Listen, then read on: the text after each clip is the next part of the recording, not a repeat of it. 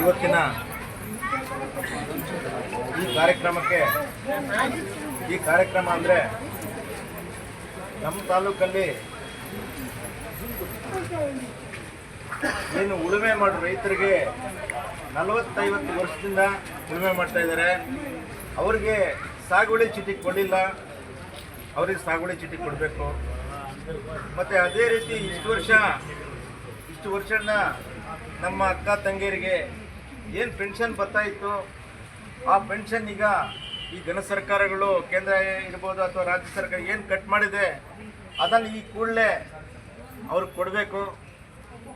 ಮತ್ತು ಅದೇ ರೀತಿ ಅಂಗವಿಕಲರು ಏನಿದ್ದಾರೆ ಅವ್ರಿಗೆ ಪೆನ್ಷನ್ ಕಟ್ ಆಗಿದೆ, ಅವ್ರಿಗೆ ಕೊಡಬೇಕು.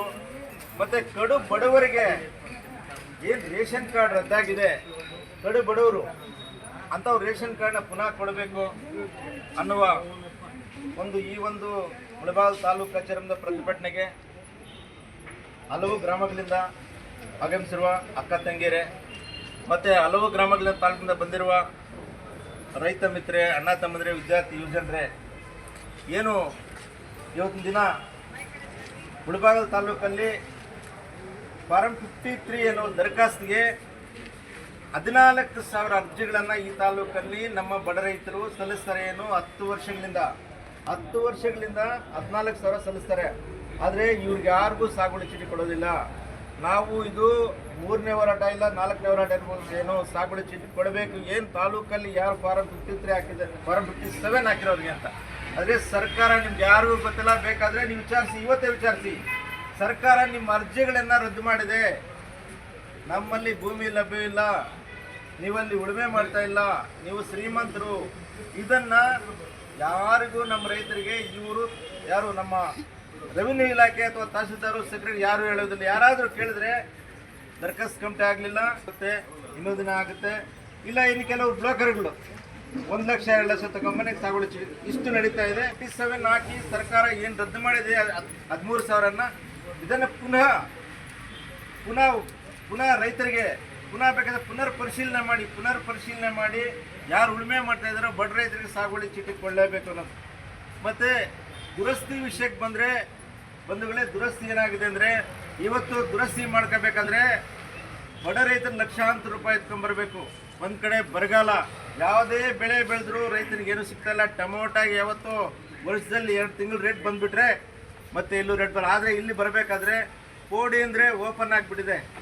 ಬ್ರೋಕರ್ಗಳು ಇದ್ದಾರೆ, ಇನ್ನೊಬ್ರು ಎಲ್ಲಾನು ಲಕ್ಷ ಕೇಳ್ತಾರೆ, ಕೋಡಿಗಳು ಆಗ್ತಾರೆ ಅದಂದರೆ ಯಾರೋ ಬೆಂಗಳೂರು ರಿಯಲ್ ಎಸ್ಟೇಟ್ ಮೂಲವ್ರು ಏನೋ ಜಮೀನು ಬೇಕು ಅಂಥವ್ರದ್ದು ಕೋಡಿ ಆಗುತ್ತೆ. ಅದರಿಂದ ಇನ್ನೊಂದು ತಾಲೂಕು ಆಫೀಸಿಂದ ಇನ್ನೊಂದು ಮಾಹಿತಿ ಬೆಳಗ್ಗೆ ಯಾರೋ ನಮಗೆ ಬಲ್ಲ ಮೂಲೆಗಳಿಂದ AC ಮತ್ತು ಜಿಲ್ಲಾಧಿಕಾರಿ ಕಚೇರಿ ಬಂತು.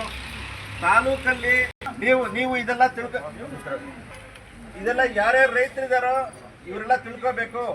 30% ಕೋಡೆ ಆಗಿದ್ರೆ ಇವರು ಸರ್ಕಾರಕ್ಕೆ ಬೇಯ ಬಿದ್ದು ಇನ್ಯಾರಿಗೆ ಬೇಯ ಇದ್ದು ಅಥವಾ ಸೋಂಬೇರಿತನಕ್ಕೋ ನಮ್ಮ ಕಡೆ ಇದೇ ತಾಲೂಕು ಆಫೀಸ್ ಕಡೆಯಿಂದ ಪ್ರೋಗ್ರೆಸ್ ತೋರಿಸ್ಬಿಟ್ಟಿದ್ದಾರೆ.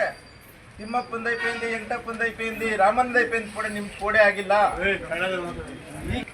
ಇನ್ನು ಮುಂದೆ ಅದು ಕೋಡೆ ಆಗಲ್ಲ. ಆದ್ರೆ ದಯವಿಟ್ಟು ನೀವು ಇವತ್ತೇ ನಿಮ್ಮ ಕೋಡಿಗಳನ್ನು ಪರಿಶೀಲನೆ ಮಾಡ್ಕೊಳ್ಳಿ. ಪಾಪ ನಮ್ಮ ಇವರು ಬಂದಿದ್ದಾರೆ, ಫಾರೆಸ್ಟ್ ಅರಣ್ಯ ದೌರ್ಜನ್ಯಗಳ ರೈತರು ಸುಮಾರು 40-50-60 ವರ್ಷಗಳಿಂದ ಉಳುಮೆ ಮಾಡ್ತಾ ಇದ್ದಾರೆ. ಮೈಸೂರು ಸಂಸ್ಥಾನ, ಮೈಸೂರು ಗೌರ್ಮೆಂಟು ಇಲ್ಲ ನಮ್ಮ ಫಸ್ಟ್ ಗೌರ್ಮೆಂಟು 1954-64 ಅಂದರೆ 54-64 ವರ್ಷದಲ್ಲಿ ಸಾಗುವಳಿ ಚೀಟಿ ಎಲ್ಲರೂ ಕೊಟ್ಟಿದ್ದಾರೆ. ಸುಮಾರು ಜನ ಬಂದಿದ್ದಾರೆ.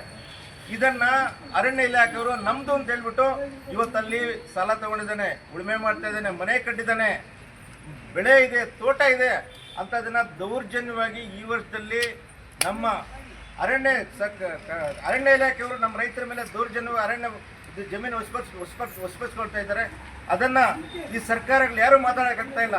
ನಮ್ಮ ಶಾಸಕರಾಗಲಿ ನಮ್ಮ MP ಯಾರೂ ಮಾತಾಡಲ್ಲ. ಸುಮ್ಮನೆ ಅಯ್ಯೋ ಟೈಪೇನಪ್ಪ మీది వచ్చిండ్రా వాళ్ళకి చూసామಪ್ಪ. ಲಾಸ್ಟ್ ಟೈಮ್ ನಮ್ಮ DC ಅವರಿದ್ದರು, ಅವರೇನು ಸ್ವಲ್ಪ ಸಾಫ್ಟ್ ಕಾರ್ನರ್ ಅವ್ರು ಹೇಳೋದು ಅಷ್ಟೇ. ಬಂದಿದ್ರಾ ನಿಮ್ಮ ಮೇಲೆ, ನೀವು ಅವ್ರ ಮೇಲೆ ಹೋಗ್ಬಾರ್ದಾ ಅಂದರೆ ಯಾರೂ ರೈತರಿಗೆ ಸಹಾಯ ಮಾಡ್ತಿಲ್ಲ.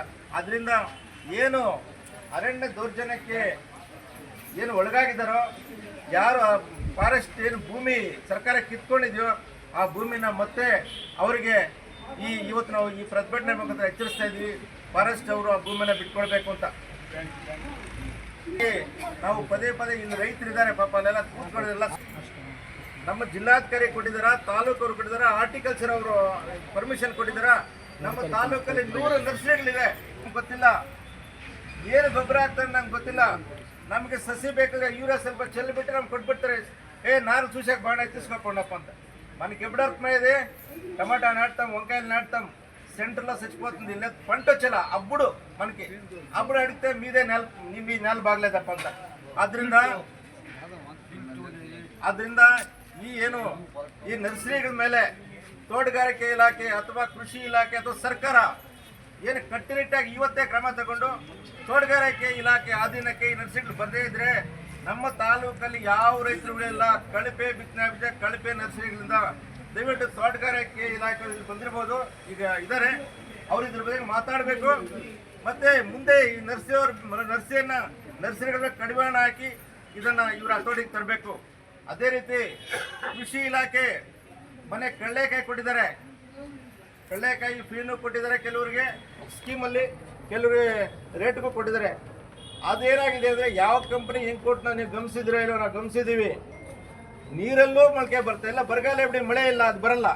ಬಟ್ ನೀರಲ್ಲಿ ಹಾಕಿದ್ದಾರೆ, ಕೆಲವು ನೀರಾವರಿ ಕಡಲೆಕಾಯಿ ಹಾಕಿದ್ದಾರೆ, ಅದರಲ್ಲೂ ಬರ್ತಾ ಇಲ್ಲ. ಅದ್ರ ಬಗ್ಗೆ ನಮ್ಮ ಅಗ್ರಿಕಲ್ಚರ್ ಮೋಸ್ಟ್ಲಿ ಈಗ ಮಾತಾಡ್ತಾರೆ ಅದ್ರ ಬಗ್ಗೆ. ಮತ್ತು ಮುಖ್ಯವಾಗಿ ಹೆಚ್ಚಿನ ಸಂಖ್ಯೆಯಲ್ಲಿ ನಮ್ಮ ಮಹಿಳೆಯರು, ನಮ್ಮ DC ಬ್ಯಾಂಕ್ ಏನು ಮಹಿಳೆಯರ ಪರವಾಗಿದ್ದ ಬ್ಯಾಂಕ್ ಈಗ ಏನಾಗಿದೆ, ಮಹಿಳೆಯರ ವಿರೋಧ ಆಗಿದೆ. ಸುಮಾರು 4-5 ವರ್ಷದಿಂದ 10,000, 20,000 ಒಂದೊಂದು ಸಂಘದಿಂದ 2 ಲಕ್ಷ 3 ಲಕ್ಷ ಡೆಪಾಸಿಟ್ ಮಾಡಿಸ್ಕೊಂಡು ಸಾಲಗಳು ಕೊಡ್ತೀವಿ ಅಂದರೆ ನಮ್ಮದೇ DC ಬ್ಯಾಂಕ್ 4 ವರ್ಷದಿಂದ ಅವರು ದ್ರೋಹ ಬಗೆದು ಸಾಲನೂ ಕೊಟ್ಟಿಲ್ಲ, ಅವ್ರು ವಾಪಸ್ ದುಡ್ಡು ಕೇಳಿದ್ರೆ ದುಡ್ಡು ಕೊಡಲ್ಲ. ನಮ್ಮ ಅಕ್ಕ ತಂಗಿರು ಮನೆ ಮಠ ಬಿಟ್ಟು ಕೂಲಿ ನಾಲಿಗೆ ಹೋಗೋರು